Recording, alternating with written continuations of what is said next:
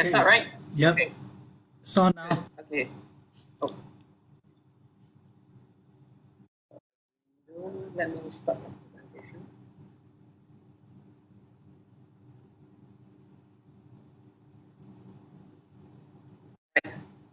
So we mean to good afternoon to everyone to join the QuEST meetings for QuEST meeting discussions on this Thursday.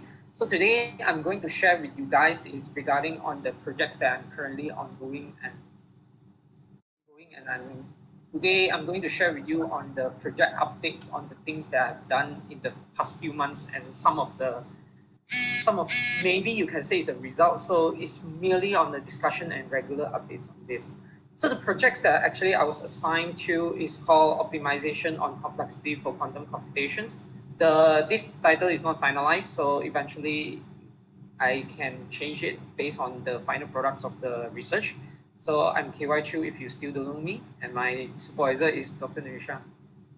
Right. So today what I'm going to go with you guys is this content. I'm going to introduce you about a little bit background regarding on my research, as well as some of the things that maybe it gives you some introductions for you guys to better understand my work. And then I will go into the theory, which is mainly about my work. It will mix between some of my result as well as the theory that I needed. And then I will end with some of the ongoing work that I'm still currently working out and the bibliography.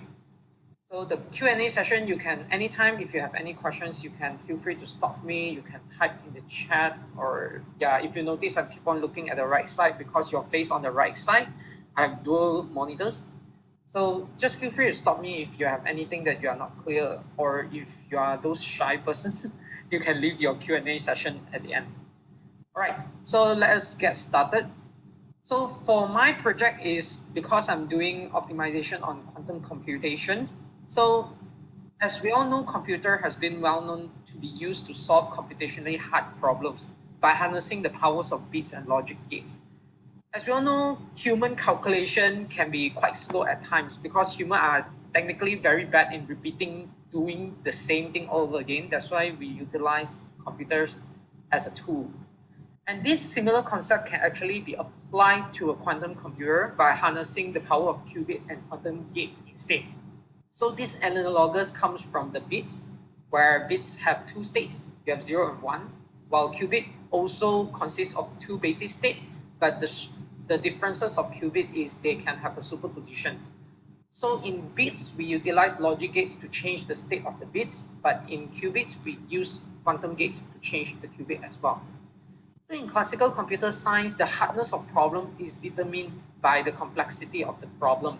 So this similar concept is also emerged in is known as the quantum complexity to study the complexity problems for a quantum system instead of a classical system. So this is pretty much my work is trying to understand the quantum complexity.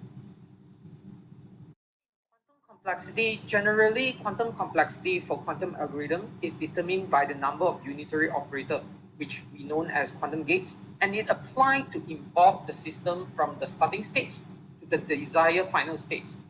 And since quantum gates, we apply one by one, so this is actually based on the discrete system. And this discrete system concept actually we bring forward from the classical system because in classical bits, all our calculations are discrete. However, for quantum mechanics, we are dealing with a continuous system of qubits. Because qubit system, we do not have it depends on how you want to labelize what is continuous and discrete. But qubit state actually is a continuous superposition of states. Thus, an effort to redefine quantum complexity concepts to fit in terms into the pictures of quantum system has already been done by this research, and it's a paper by Yang and Kim. The title is Complexity of Operators Generated by Quantum Hamiltonian. So they have already done this and tried to link the concepts of continuous and discrete system. After which they try to generalize these complexities into quantum system. So there's actually a few works done to actually generalize concepts of complexity from discrete system to continuous system. Some of which are actually Fubini study metric, circuit complexities, and covariant matrices.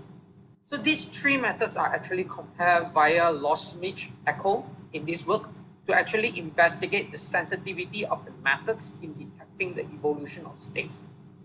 And from this paper by Ali and Bhattacharya et al., Time Evolution of Complexity, a critiques of three methods, which label here, it is concluded that the circuit complexity is the more sensitive methods. And circuit complexity is the methods that is used by Nelson, and as well as is the directions that my work currently looking at. Towards circuit complexities, this work actually proved a general theorems by relating quantum circuit complexity, which is a discrete system, and the optimal control problems, which is a geometry problems. And this work compute for basic geometries of quantum computation, such as Levi-Civita connection, geodesic equation, Jacobi field, as well, and etc. etc. There's more. And these work are done by this team, Nelson, which is a computational person. And then Dowling, I think if I'm not mistaken, is actually coming from a medical field, but somehow he has a very good mathematical background. And follow up by that, Howard Ebran actually provide the explicit derivation in obtaining the geodesic equation for 3-qubit system. By the work generalized here, he explicitly derived it for the geodesic equation. Of course, he has much more work regarding on the derivation for Levi-Civita connection, but because my purpose is to optimize the quantum circuit or the complexity for quantum circuit, so actually I'm looking on just the geodesic equation and derivation. So towards here is how I look the general field, and I've introduced you. And now came into the objective of my projects. My projects actually is to understand the constructions of idea of relating quantum algorithm to geodesic equation as a mean of optimization. So that was the first objective I had. By trying to understand this, actually there is another objective, which is to verify the generator of a Lie group or Lie algebra of SU8 that can be expressed in tensor product of Pauli matrices. Because like we all say, we wanted to move on from quantum circuit into geometry. So the connection between both are actually the concept of Lie group and Lie algebra and the manifold as well. And last but not least, the ultimate goal is to construct a geodesic equation for quantum Fourier transform circuits. And this is me trying to come up with an examples of those methods I have already proposed. I'm trying to come up with explicit example for better understanding. So those are the three objectives of my research for my master's studies. I will follow up with the introductions of the theories that I will need. First off, I will go towards the group theory and operator theory. We start off by telling qubit is a two-level quantum system, and in order to solve a problem, we actually need to evolve these qubits from its initial states using the unitary operator into the state we actually want. And once we evolve until that state, we will measure it using a Hermitian operators. And these unitary operators evolution of qubits are represented by quantum gates in the quantum circuits, which I will show later on. And the properties of unitary operators can be studied using group theory. And specifically in our case is special unitary group, SU2n, for n qubit system. So for 1 qubit system, we will have SU2. For 2 qubit, we will have SU4. And in my case, will be 3 qubits. I will be dealing with SU8. And as you can see, we can actually write the qubit in two-level system, which is 0 cat here and 1 cat here, by showing off their basis. And we have a superposition of their states, which is psi here, and we have an AB as a coefficient. Operators of measuring quantum state must be Hermitian. It's because we want to ensure the eigenvalue measured to be real. Because the eigenvalue that we measure will be tightly related to our physical application, and having an imaginary numbers for physical application can be quite difficult to analyze, which is why the eigenvalue we ensure it to be a real eigenvalue. An operator for evolution, it must be unitary. This is to ensure the preservation of unit probability during the evolution. So as you can see, we have an operators when we evolve using unitary, the conjugation of unitary, it changed the basis from old into the new one. And these are the conditions for unitary properties. And evolution operators involving one qubit are one qubit gates. Yeah, that makes sense. And similar concept apply to 2 qubit gates and 3 qubit gates as well. And when evolution operators are applied in succession, it becomes matrix multiplication operation.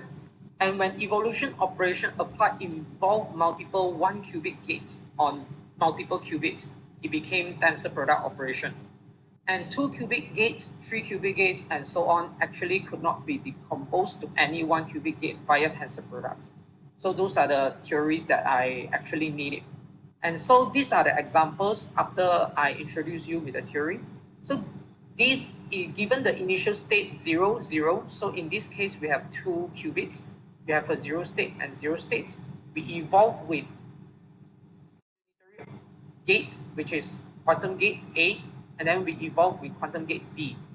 So in this case, quantum gate A is actually a 2 qubit gate, and it was given by this C0 gate, and this C0 gate actually could not be decomposed to 1 qubit gates via tensor product.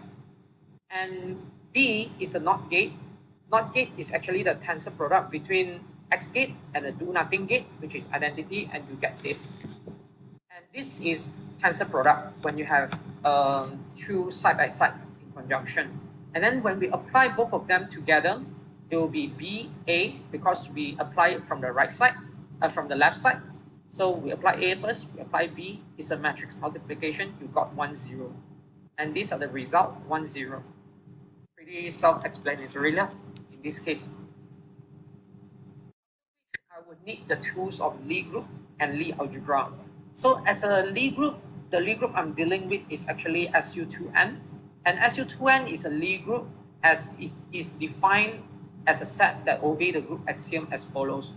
And it also, at the same time, Lie group is also a differential manifold where the following mapping is analytic. The collection of the tangent vectors along the SU2N manifold will give us the SU2N Lie algebra, which is the Hamiltonian of the quantum circuit. At each point, it will span a tangent space, and the collection of those is what gave us the Lie algebra. How we actually define the Lie algebra in this case, it will be given G be a matrix Lie group, and then the Lie algebra of G denoted as G, such that the X, which is the element of the Lie group, the Lie algebra, when the exponential of Tx is the group itself, where T is the real number as a parameter. So actually it's called a one parameter subgroup of the Lie group from it. My work is trying to construct the Lie algebra from the Lie group itself. Since we have the Lie group multiplication already, now I'm trying to construct the Lie algebra from the final Lie group evolution. So what I'm going to do is the Lie group SU2N are actually diagonalizable because before I'm going to go for Lie algebra, I need to ensure that the Lie group is diagonalizable so that I can have a matrix logarithm from it. And the reason it's diagonalizable is because the eigenvector of SU2N are of full rank. And each of the eigenvalue actually have algebraic multiplicity of value 1. And thus having all eigenvalue geometry multiplicity equals to the algebraic multiplicity equals to 1. So when these two are the same, they are diagonalizable. So this is the definitions of how to test whether a matrix is diagonalizable. Okay, right. Yes? Can you explain what do you mean by first full rank and then second algebraic multiplicity and geometric multiplicity in this case? All right. What does it mean by full rank for the eigenvector is when we have eigenvector in this case SU2N, the eigenvector is also having the same size as SU2N. That means in this case, our eigenvector for my case is SU8. The eigenvector will be 8 times 8.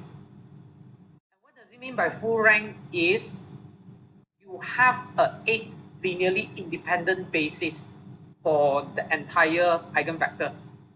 And this is actually guaranteed by the properties of unitary group. Because unitary group will have an eigenvector of full rank, and that's what I mean. And algebraic multiplicity and geometric multiplicity, it would take a long time to explain. So maybe after that I will explain it in detail. But in short, is algebraic multiplicity are a testing for eigenvalues. So how many times the eigenvalue actually exists? So when algebraic multiplicity is 1, which means that the eigenvalue is non-degenerate. All the eigenvalue only appear once. While geometry multiplicities is on the multiplication of the group. It is very difficult for me to show it here, and it will take a long time. And I believe that is not my focus of my work. So did I answer your question, Chang? Okay, good. If you want to know more details, anyone, you can feel free to approach me, then I explain to you what is geometric multiplicity. Okay, so let us move on. Since just now I've defined what is the Lie algebra, let G be the exponential Tx. G is equals to C dC, and in this case, the D is the diagonalized matrix, the diagonalized Lie group matrix, and C is the diagonalization matrix, which diagonalizes the G. And then if and only if these two are the same thing, so we can just move the C to here, move the C to here. So we have this form. And in order to find the Lie algebra, by finding X here, for the quantum circuit, the product of Lie group, we actually perform the matrix logarithm on the Lie group. So we log the G, we log this entire thing. And then when we log it, we get Tx equals to C log dC minus 1. So actually this is an relation or identity. The reason why you can log C and then the C become here is because of the properties of logarithm. When you do Taylor expansion, the C here and the C behind will actually cancel off each other. And the only one that survive is the starting C and the n minus 1 C. So this is how you get this form. With this, I can get the Lie algebra from here by doing these steps. Before I move on, after I get my Lie algebra, which is the Hamiltonian, I will have to represent it in terms of the tensor product of Pauli matrices. So actually, the Hamiltonian of the Lie algebra is actually consists of the generators for the Lie group. So for SU4, you have SU2 square for 2 qubits. You have 15 generators because you have n square minus 1 is 2 square minus 1, so you will get I think this is not 2 square. So you get 15 generators. This is 4. Sorry, typo. So 4 square minus 1, it will get 15 generators. And these 15 generators are usually called the generalized Gelman matrices. And these generalized Gelman matrices can all be represented by the tensor product of Pauli matrices, which shown here. Then, for my case, I'm trying to represent it in a 3-qubit system. So for 3-qubit system, a Lie group I'm using will be SU2 to the power of 3, which is SU8, for which it has 8 square minus 1, 63 generators. And each of these generators are the generalized Gelman matrices. This generator can be represented by the tensor product of Pauli matrices, and thus the tensor product of Pauli matrices generated the SU8 Lie group. That means it's just a change of basis. So following up that, it will be the Hamiltonian of 3-qubit system can be actually represented as a Pauli matrices, the tensor of Pauli matrices. And I denote that as sigma I. Sigma I can range from 1 to 63. Which constitute the 63 conversion of the generalized matrices, Gelman matrices. Moving on, so this is how I have done. General tensor product of Pauli matrices can come in 8 types of form by permutation as follows. So when you tensor product them, you can actually tensor product between diagonal, tensor diagonal, tensor diagonal, or up to a permutation of 8.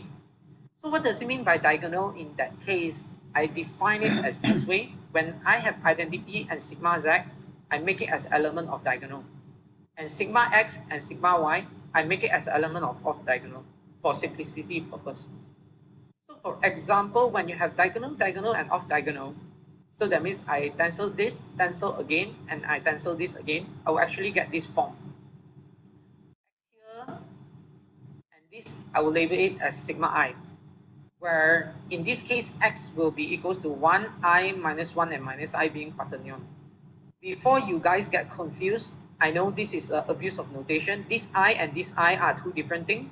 This I is a dummy index, while this I is a complex number I. Then moving on, one of the elements from the diagonal tensor of diagonal form is as follow, where I have sigma 26. I label sigma 26 as sigma z, I, sigma y. And these are the following form.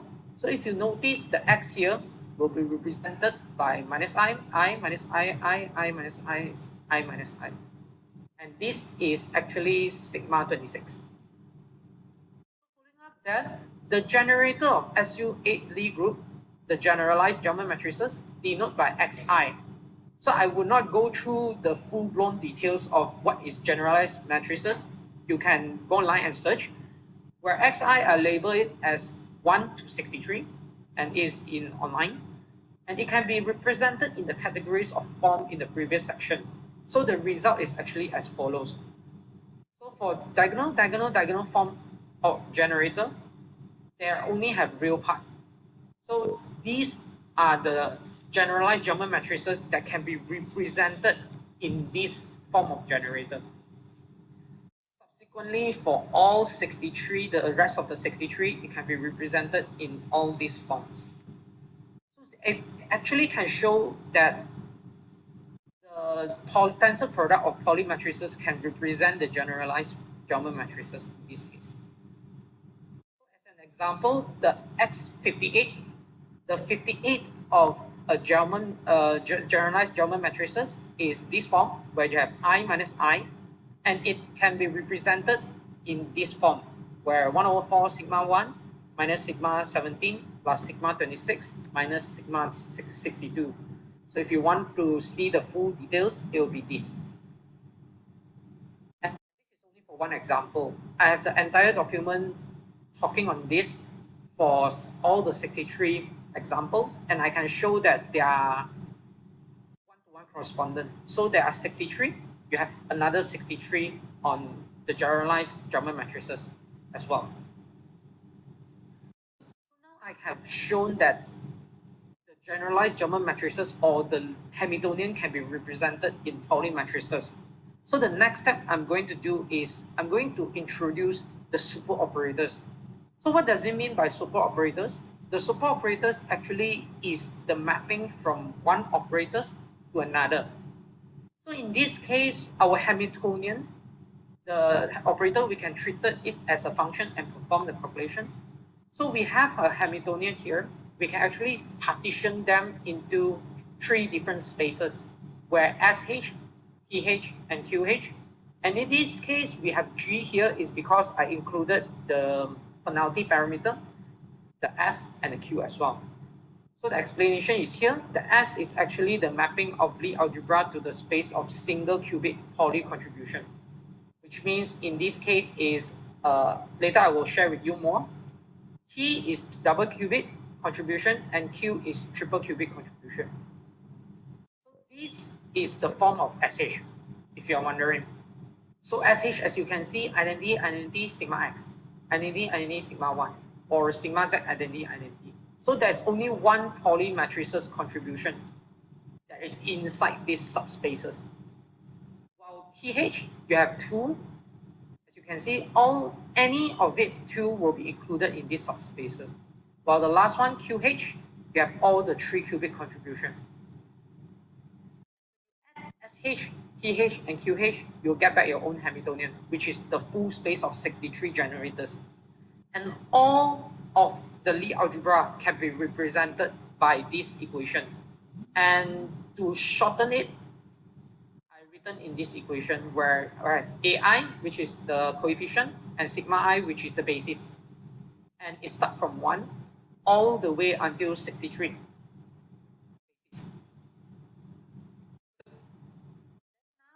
In this case, after I found SH, I need to find what is the mapping of the S, T, and Q itself. So in this case, we can actually treat the Hamiltonian and its subspace as a vector space.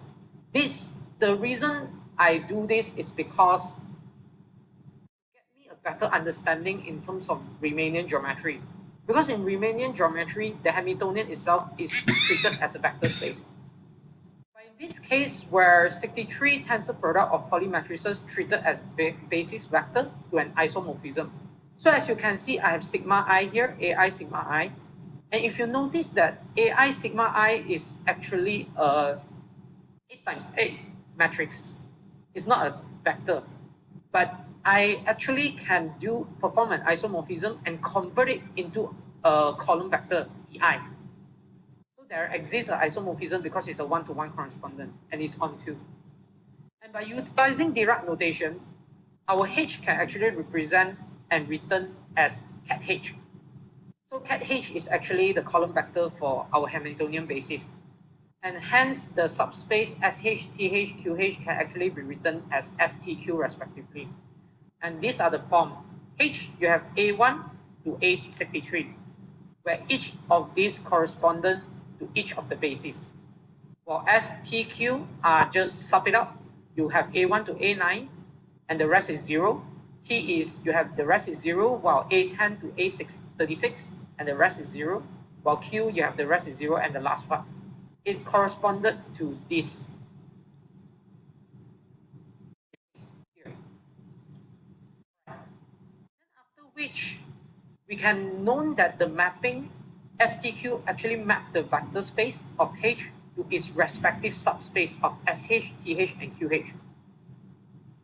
Actually map this STQ act as a map, like what I said, a super operators. So the mapping of S, T, and Q can be treated as the outer product operators, which denote here SS, T, and QQ. So this is what we call the cat-bra operation now.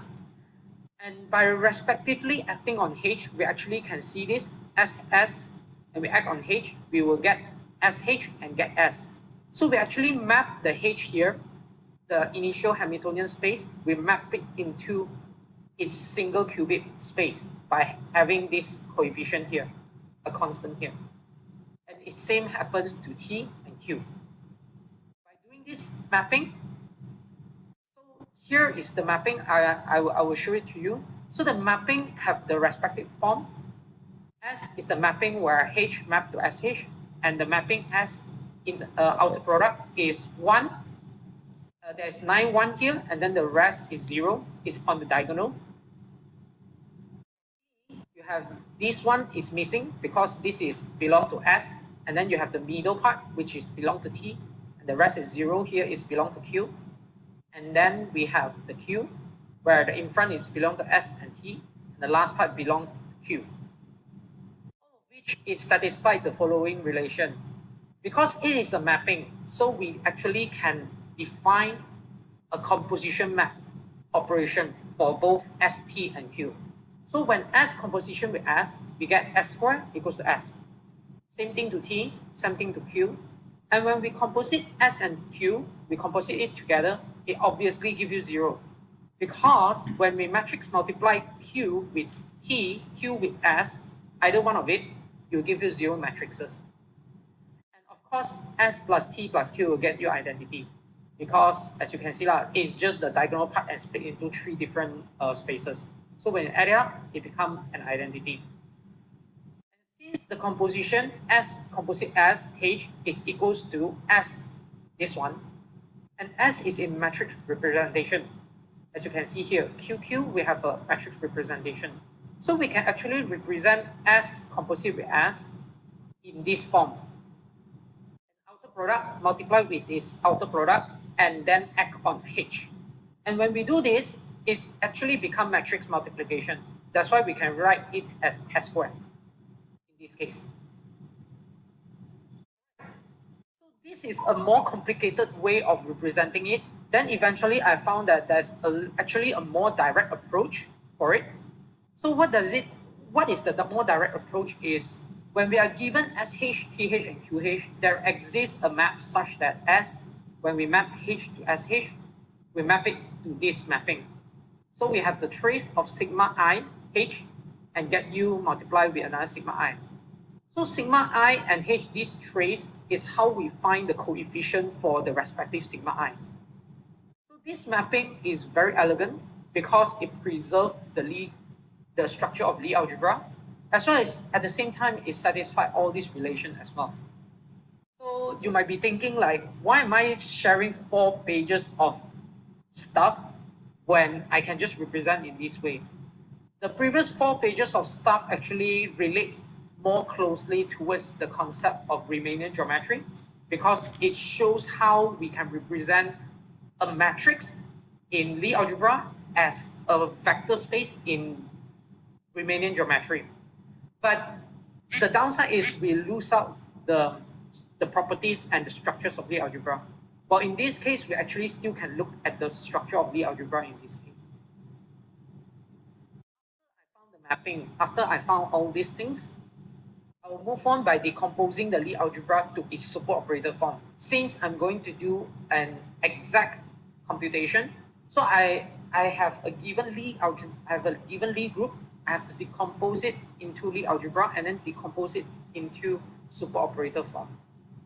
So when given any Lie algebra, we can decompose it into respective basic by taking the Frobenius norm. Let me define what is Frobenius norm. Given AB be a matrix of the same dimension, Aij, Bij is the respective coefficient.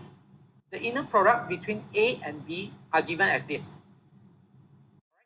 So in this case, we have trace A transpose bar dot B, which is the Frobenius norm. And this Frobenius norm actually is just a constant. It was not a matrix. It was just a number. And how did I going to proceed by decomposing Lie algebra? Is by letting H be a Lie algebra of a given circuit, quantum circuit, and sigma I is the tensor product of Pauli matrices where I equals to 1 to 63, represent the basis. So when I take the trace of it, like what I mentioned just now, I take the trace. If it's not equals to 0, the sigma I is its basis. If it's equals to 0, the sigma I is not its basis. Because this trace sigma I dot H is the coefficient AI just now, which I mentioned here. It is this one, AI. Which is why this mapping is so elegant, because it shows how you get the coefficient with the respective basis, and it represents in terms of the sum. So it's a very elegant equations and mapping for it. After I got this decomposing the Lie algebra to superoperator form, now I can start to do something. Let me introduce the circuits that I'm actually studying. So it's actually the 3-qubit quantum Fourier transform. I'll be looking at this circuit. So quantum Fourier transform actually is a very popular quantum circuit used to solve mathematically hard problems. So some of the few famous ones are Shor algorithm, utilizes Fourier transform as a part of algorithm for polynomial time solving prime factorization problem. And how actually quantum Fourier transform, it actually performed in 6 discrete steps, which utilizes 6 different quantum gates. So the first step is Hadamard, control S gate, control T gate, Hadamard, control S gate, and Hadamard again. Then you will get this. As you can see, Fourier transform actually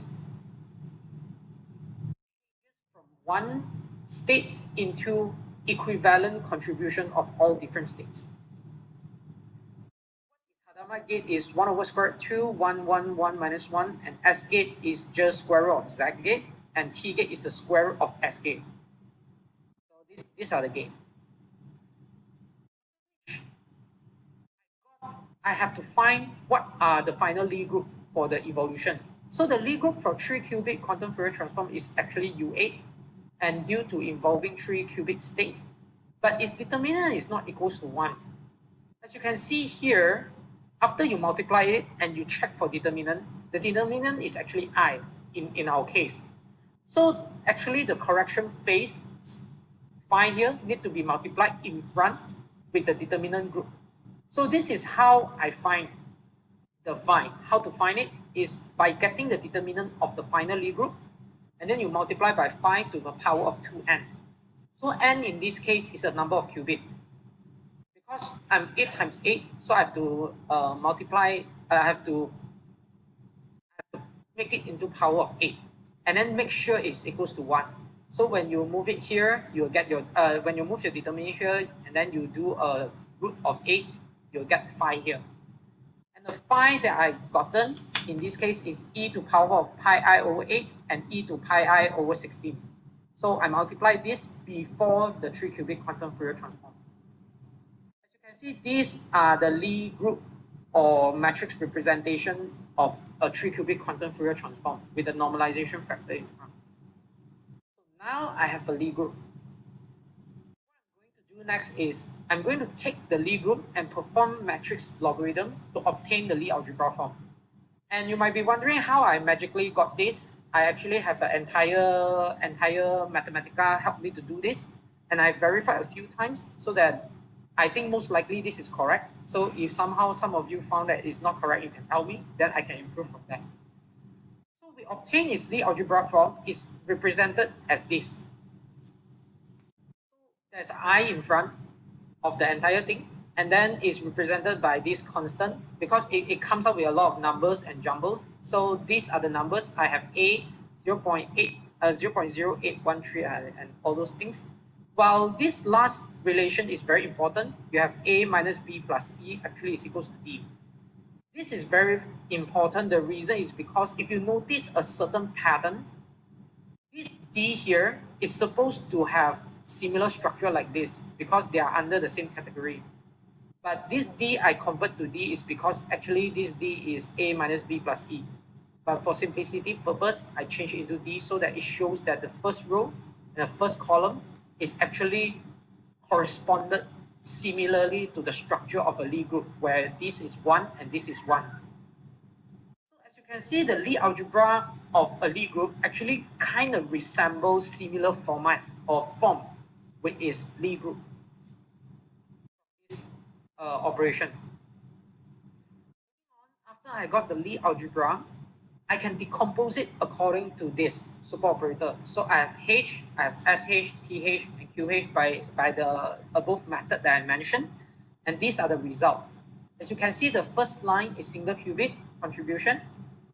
The second and the third line is 2 qubit contribution. And the last two line is the 3 qubit contribution. After I got this, I can move on by finding the properties of the Riemannian geometry. Up till this point, everything is still algebra. And now moving on to the geometry part.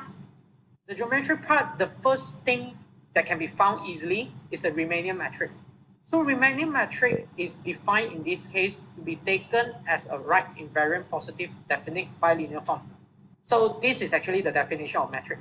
And the reason right invariant is because they are using Riemannian.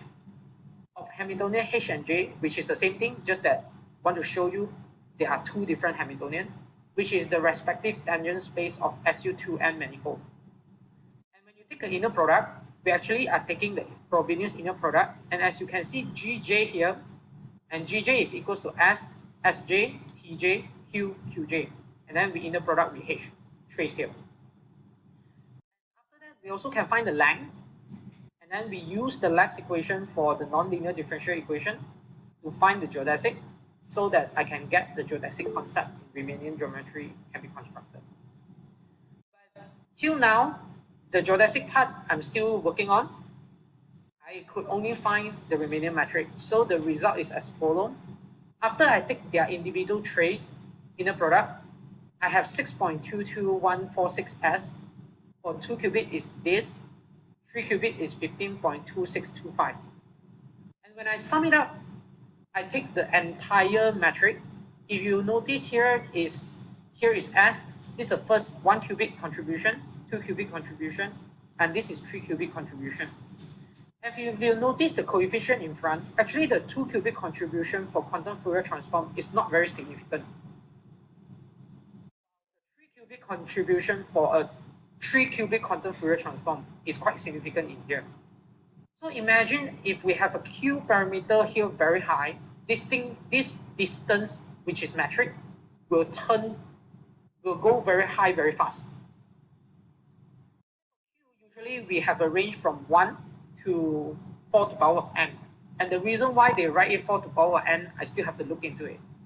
Well, as we have a range from 0 to 1. When we apply s as 0, literally means that we shorten the entire distance.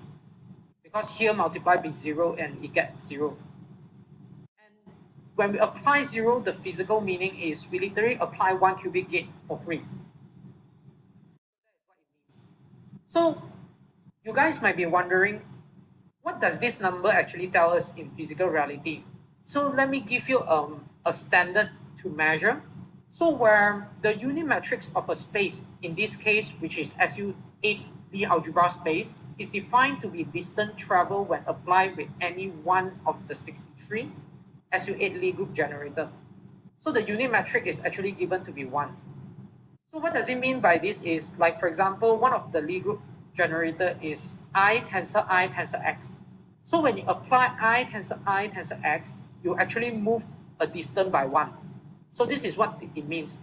So as you can see here, when you sum it up, the value, assume S is 1, Q is 1. When you sum it up, the value is roughly around 23 to 24. I don't have a calculator here. So what does it mean is actually you need to at least apply 23 steps from the Lie group generators in order to move into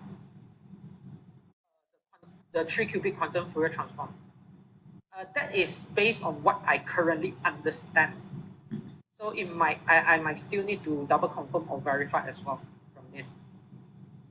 After I got a Riemannian metric, the next steps now I'm working on is I'm trying to solve the Hamiltonian, where as you can see, we can actually label the L as a dual to H, where when you apply GH, you get an L, and when you map the inverse, you'll get back L, which is FL. So F is actually the dual mapping of G as well, while H is the dual space of L.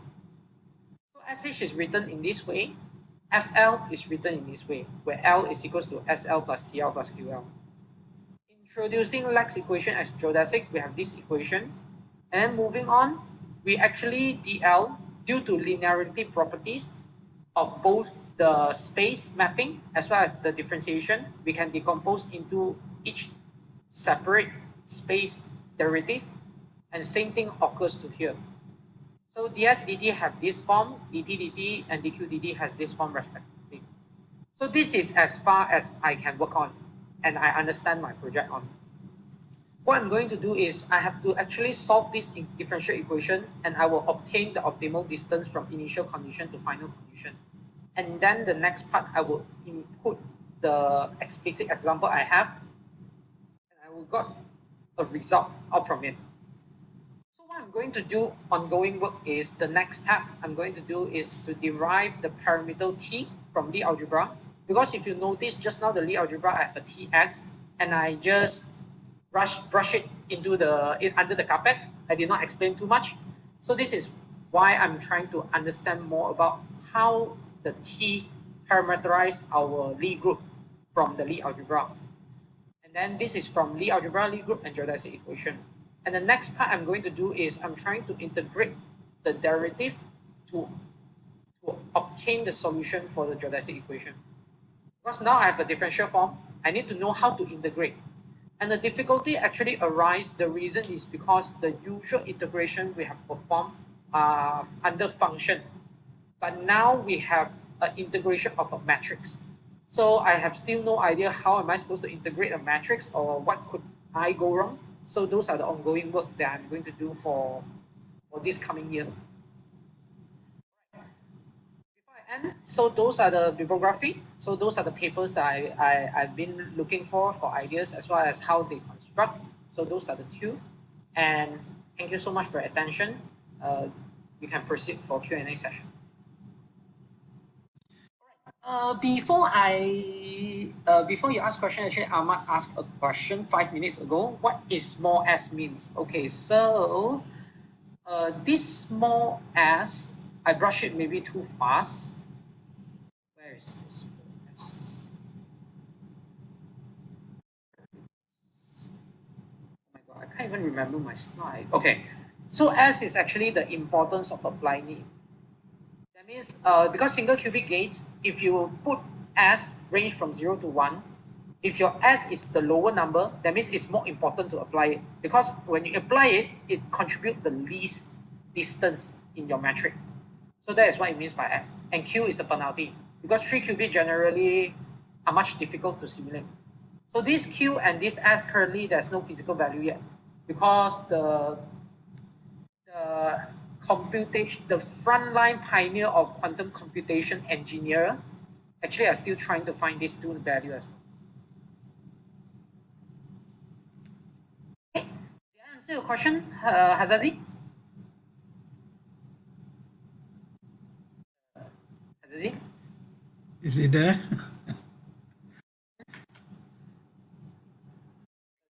Like is maybe some problems. You may unmute yourself.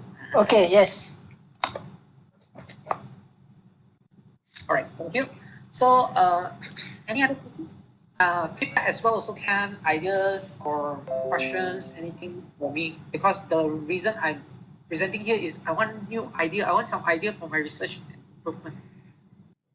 Okay, why? Yes, sure. First, can you go to slide 23? I don't even know what is. Okay, this one. Supposedly, I think if you add on that outer product of your S, I don't think you should have that A1 until A9. You should have just one. If you add on outer product, you will sort of have A1 square until A9 square kind of thing. Your A is from your H, right? ST and Q, I think, should be only one. I don't think it's one. The reason is because when we act it like this, and if you notice the S here is actually when you do your outer product, right? If your S, I mean, if the coefficients are AI, then when you do the outer product, it should be AI squared. Your matrix is just one, so I think. Okay. I notice your. I will look into this. I'll try and look into this and understand this. And then I noticed that your convention of writing a qubit at slide 8. Slide 8. You're not writing at the usual convention of what quantum information physicist write. So maybe you should be careful at the algorithm later on. You mean this one?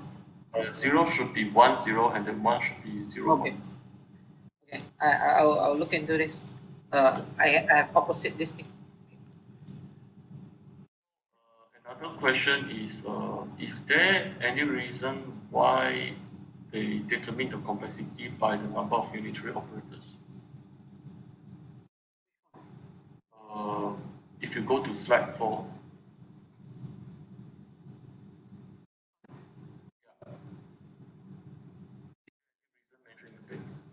I believe there must be a reason, but with my current understanding, I still don't see the connection.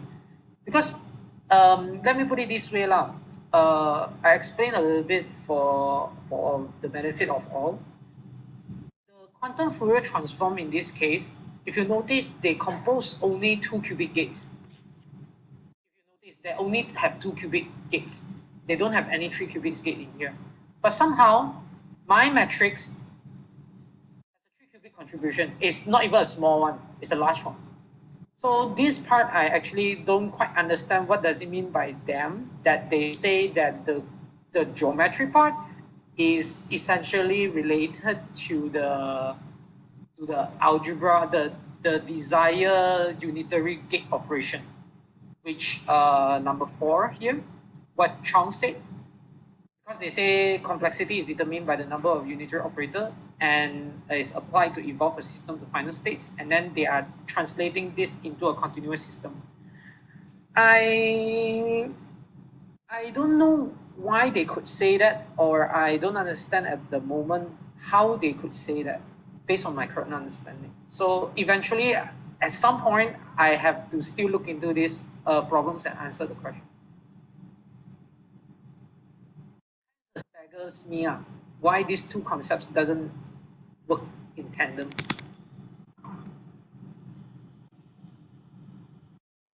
Perhaps the last question is if you look at slide 34. 34. Over here, from your bullet point 1, right? So it means when you want to calculate, when you want to integrate for that length in that bullet point 2, you're actually taking the Frobenius norm, right? You mean this HT and HT, right? So meaning that you have like you don't have that penalty parameter, but the other hash has that penalty parameter. Is that what it is? Yes. Initially, I also thought that it should be taken as like this, HT, but somehow the paper written HT and HT only. So I guess maybe let me put it this way: this length of evolution path from SU2M manifold is this, because the metric was still the usual metrics, but this is merely just a concept. So when it applied to a modified matrix, actually I need to change this into GH, modified matrix. So this part is, because I have not ventured into that part yet, so I have to look on this as well.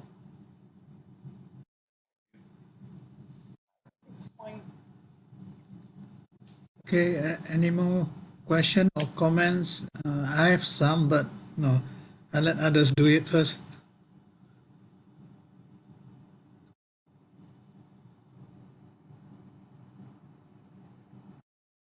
Just now, Chong asked 4 things, right? I almost forgot everything already. Okay.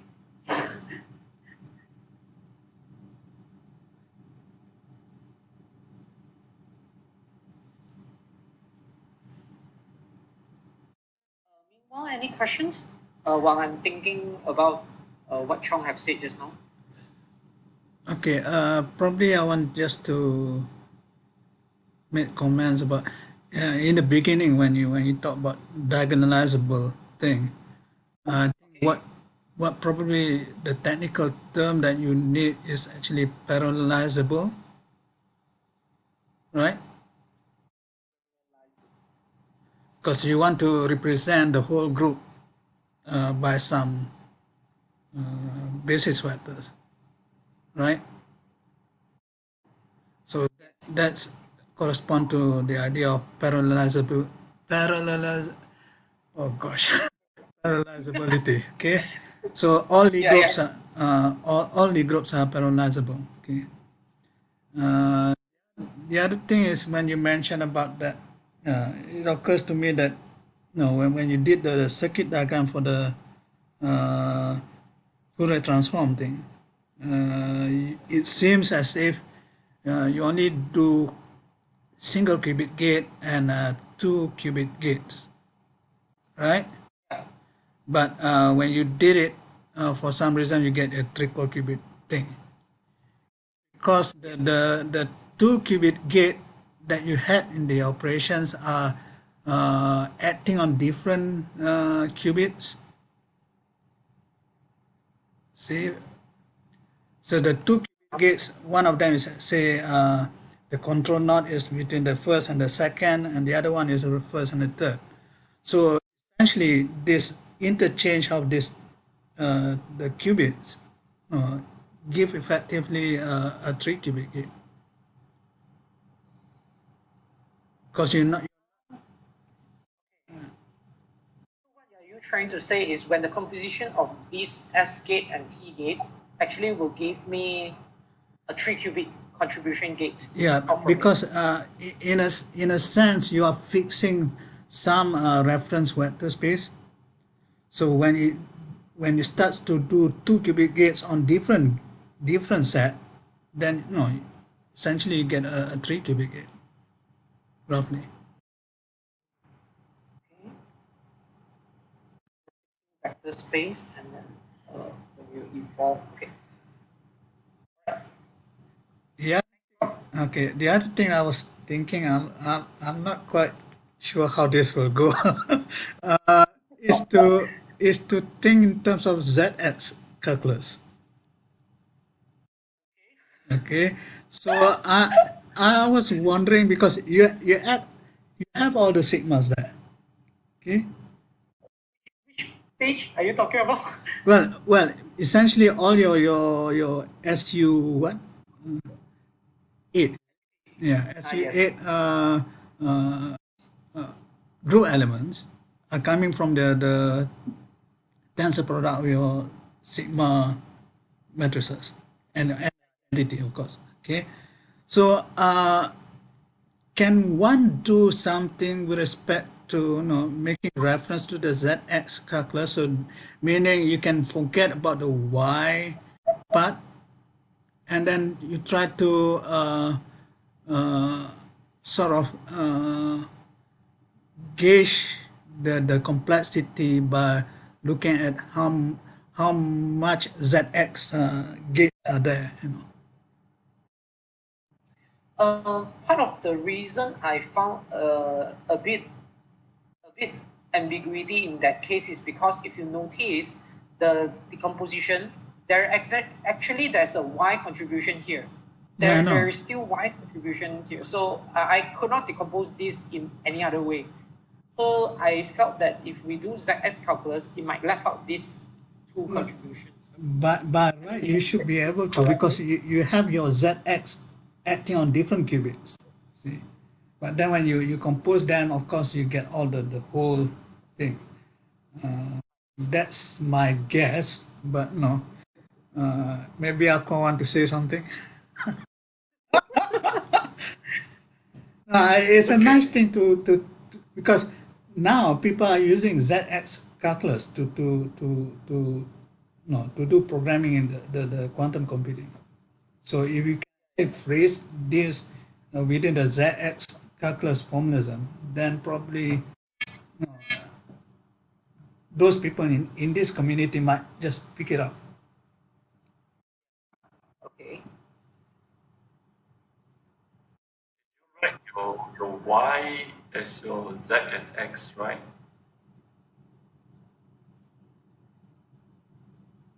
From my understanding, Y is multiply X and Z, Z minus 1.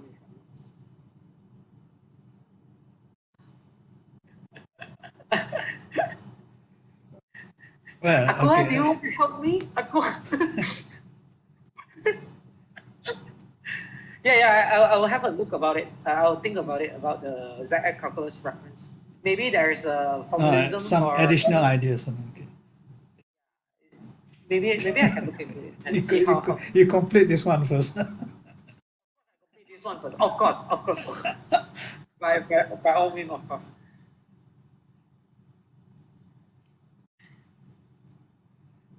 Anything else? Any more? Any other questions, suggestion, feedbacks?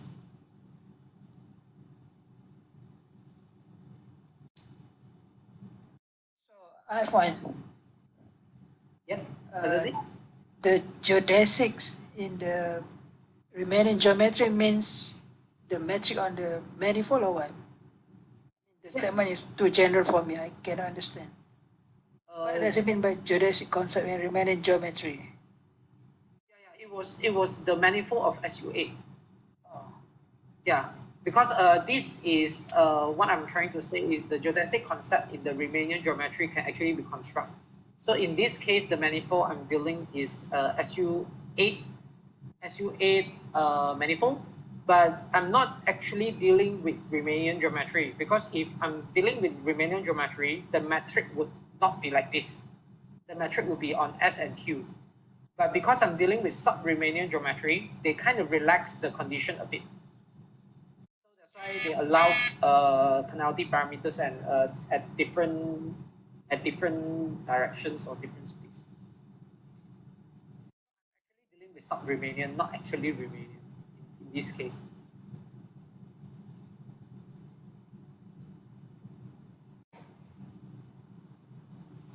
Perhaps another general question is, okay, here basically you fix your qubits to just 3 qubits, but usually you have ancillar qubits coming in. So is that okay? Probably is the thing with Shaw's algorithm. Does it actually use uh, the generalized Fourier transform in different set of qubits? You know. Generalized Fourier transform will be applied to all the input qubit. Okay. So eventually they will do the generalized quantum Fourier transform at the end for all the qubits. So in other words, that will get things more complicated in that sense. Actually, the paper do provide the answer for this is they mention for this testing there is no ancillar qubits to be included. Okay. So that means when the contribution of ancillar qubit can actually shorten the distance even more. But in these studies, they are actually going on the upper bound of the geodesic. That means you can even bring down lower, but it requires more complicated computation in that case.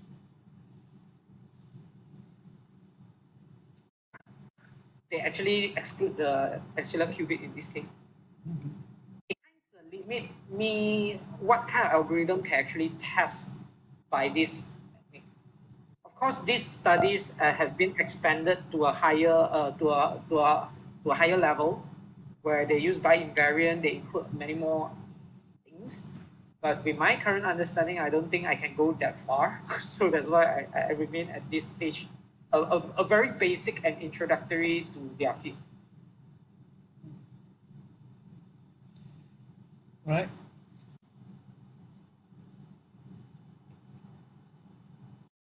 Just nice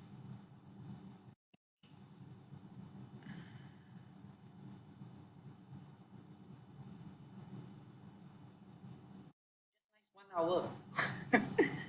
Yeah, I'm probably reaching my maximum capacity. Okay, I guess